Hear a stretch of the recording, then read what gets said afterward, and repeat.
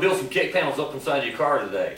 It's not going to be too difficult to do, but whenever we open up our installation kit, we got to make sure we get all the supplies inside the installation kit. There is a checklist. Make sure that you have everything inside your checklist before you actually start.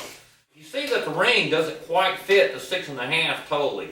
So what we can do to make those things fit a lot better is actually take our sandpaper and sand down the inside of the ring to make it fit better. With our 2-inch tape, we want to go ahead and start laying down a good section of tape all the way across our kick panel. What I usually do is start up here in the corner and kind of lay me down a guideline. What we want to do is make sure that we pay real close attention to detail as far as pushing the tape down into the corners and stuff. And we want to do both sides of the car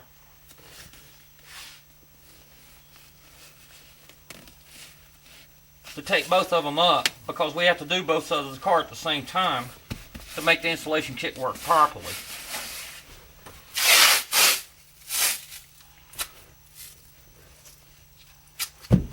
This is going to take quite a bit of time to do to make it all come out perfect.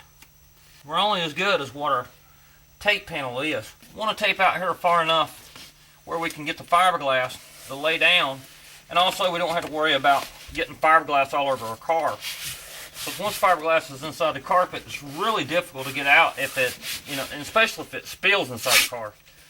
You'll never get it out. The plastic sometimes is pretty tough. You yourself or whoever you're doing the kick panel for, sometimes they armor all the plastic. Well, tape is not going to stick to the armor all plastic at all. You'll tape it up here and it'll just fall right off. Best thing to do is take some alcohol or acetone. Be really careful with the acetone, but alcohol is pretty safe to do. Take the acetone, or I'm sorry, the alcohol, and put the alcohol on the car and clean the plastic very, very good with a soft rag. Make sure you get all the details all around inside the grooves and everything. As you can see back here in this corner, I'm overlapping the tape to make sure that corner does not leak any fiberglass down in back behind there.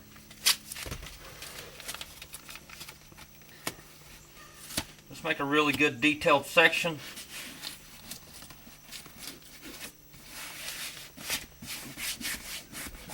Rub it down good and flat.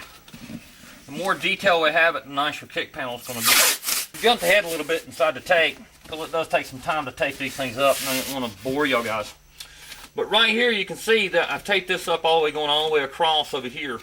What that does is to protect the outside of the vehicle. Now we got plenty of tape here to do everything we want and then some. And also I'm taping all the way back across the whole floorboard. And that gives us a lot less chance of getting anything in the carpet on the floor. This is the biggest thing everybody forgets. Is whenever we start taping these things up, we want to put tape on the pedals. We got both sides taped up at this time. What we got is the Rockford speaker in the 6.5. Now you can make these rings, or it'll come with a ring, but you can make these in any form, way, however you want to. And you'll see how the shape comes out whenever you make these rings in a different way. What I'm doing is I'm going to be putting in a 6.5-inch mid-range plus a tweeter into the floor. On the tweeter, the placement is pretty important on how we're going to place this out, and we need to start designing it before we get into the laying up the fiberglass and the whole 9 yards there. So what we do is we'll take the 6.5 and we go ahead and put it inside of our wood ring. That way we can find out where, kind of in what place and what angle we want it. And the rule of thumb on placing our mid-range and our tweeter, or our mid, if we just got a coaxial with a tweeter here in the center, we want to make it where it's going to face the dome light, or where a dome light would normally be inside of a car, usually right behind the driver's head in the center of the vehicle. And as you can see, this one's placed just about right there. Placement is pretty important. That you can play around with the placement on it if you want and listen to them. You can actually hook them up, wrap a towel around the back side of them, listen to them to get the perfect placement. What I found out most of the time is that the center dome light works out good. on the tweeter. If the tweeter's in the center, we don't have to worry about it. As far as the tweeter goes, we don't put it way out here, we don't put it up here, we only put it down here. The reason being down here is because up here, it fires into the back of the dash. Here, on the bottom area here, we still got a clear shot of the tweeter coming straight up to our ears. So I definitely want to put my tweeter somewhere in this area right here, pretty close to the mid-range, but on the same area as the mid-range. What I'll do is I'll start out with a pencil, and you can do it with a pencil or anything, and I'll kind of sketch me a rough line of how I want the kick panel to go. I know you guys can't see the pencil very well, so I'm going to go ahead and do it with a zippy marker. You can do it with anything, a permanent marker. You can do it with anything that you'd like. Let's go ahead and get a real good line coming around here, exactly about where I want my kick panel to come out for the tweeter itself. And then this has got a really nice line coming down the kick panel, the factory kick panel, and I want to tie into that and keep it really good and straight. So I definitely want to come right down this area here and sketch it around. Whenever we're doing this, we want to make sure that we get both sides as close as we can to the same. If we get both sides close to the same, then it looks like it belongs inside the vehicle. That's a pattern that we're going to start with. And we'll do the same thing to the other side to make it uniform. On this, I have a automatic in this particular vehicle. A lot of times people are going to have a clutch. And the clutch comes over here, and people tell me all the time, I can't put kick panels inside my car because I have a clutch. Well, what you can do is you can do a 4-inch and the kick panel with a tweeter, a 6.5 inside the door. If we do it inside the door, the 6.5 mid-bass will work perfectly. They make several different speakers that you can get in a 3-way component set like that. The thing we have is the foil. What we want to do is take the foil and put it into the floor. Once we put it inside the floor, that'll give us a barrier in between the tape and the tape and the fiberglass. And the foil keeps the barrier between them. A little trick I learned from Steve Brown from Alpine. This thing goes right up inside the floor, and I'll kind of just mold it out a little bit. And this gives us a general idea, and make sure I cover all my lines. It gives us a really good idea of where our foil's going to be at. Then what I like to do is just go ahead and take it, and we'll just go ahead and draw a line so I know where it's at. Now I'm marking it with a permanent marker. You mark it with a pencil, anything to make a dent in it. Next we'll take a pair of scissors and cut the foil on our line.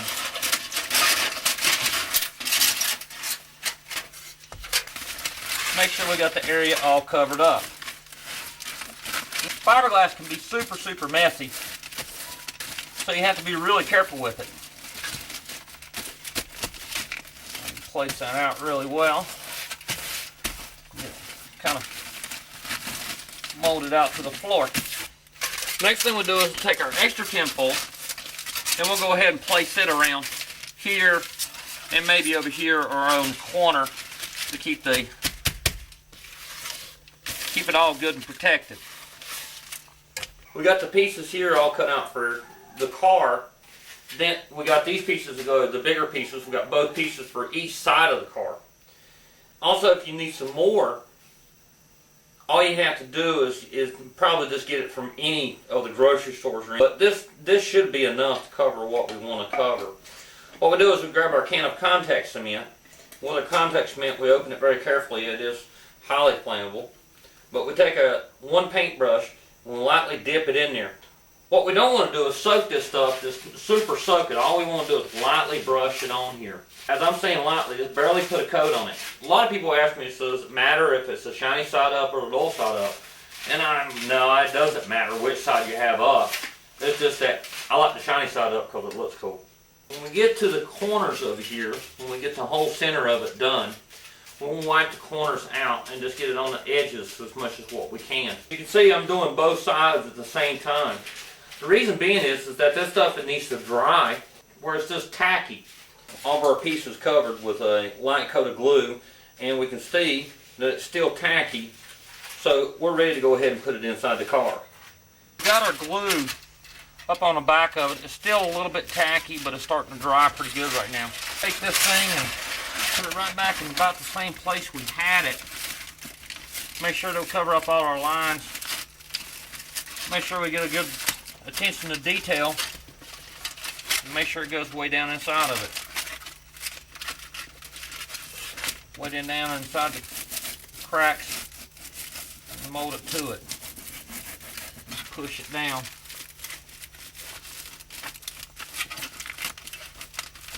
But we do not want to tear a hole in this stuff, because that'll let the fiberglass resin leak through the tinfoil. If we got any wrinkles or anything, it doesn't matter. We just want to mold it down to the floor. We want to do both sides at the same time. Our next piece of foil, glue on it also. So just like to have just a little bit extra. Go ahead and press it down. Get a real nice shape of the floor. Fiberglass mat. Very important. I'm going to kind of open this up just a little bit, but it's still in a plastic bag. And we want to take this out of the car and not open it up inside the car, because of the fibers will get everywhere. But as you open it up, there'll be several pieces of fiberglass mat up in it. This is one layer of fiberglass mat. Usually one layer is more than enough to do the whole project. But for some people, they want to use more mat than others. So I go ahead and add enough to put in the hole, so you can add plenty. You see what I'm doing? I'm actually tearing this stuff into the place I need. It does make quite a mess, but that works the best because it makes the fibers lay down instead of cutting it. If you can see the big wrinkle there, if we take this area right here and just go ahead and tear it and then lay it on top of each other, it'll lay down flat. On the outside edges here, we just got to make sure that we cover where our line was going to be at. What I usually do is just take the scissors and cut around and get a nice shape going. What I do with the extra fiberglass is don't throw it away. I actually just go ahead and place it on top of it. Take the excess fiberglass that we have and we'll tear it up. This is only one sheet of the fiberglass. You do have another sheet where you can build it as thick as what you want and as big as what you want. It's enough to cover the whole floorboard of the car. But we're not going to need that much. We just want to make sure that everybody has enough to do whatever they want to with it. What I'm doing is I'm just kind of sticking it up in there. It'll pretty much stay by itself if you tear it. If you cut it, it's a little bit harder to make it stay up in on the sides here. I'll go ahead and reinforce the corner here. That way I can get me a good mold. I'll do both sides like this, and then you see in this area where it's going to be coming out, it's got a small wrinkle there where it won't lay down flat. Let's take it and kind of just tear this back a little bit so I can make a nice mold out of it. What we're trying to do is just get a copy, a real close copy of the floorboard and what the floorboard is going to be, how it's going to be laid out. That way after the fiberglass resin gets on this, it'll start laying down flat. After we lay down our mat this way, we got it all laid out very, very nice. Got our section cut about where we want it at. It needs to go over just a little bit, and we'll go back and trim that up in just a little while. Make sure we have enough room for our tweeter. Let's go ahead and do a surface area up here, and we just leave the mat in, and now we get ready to mix our resin up.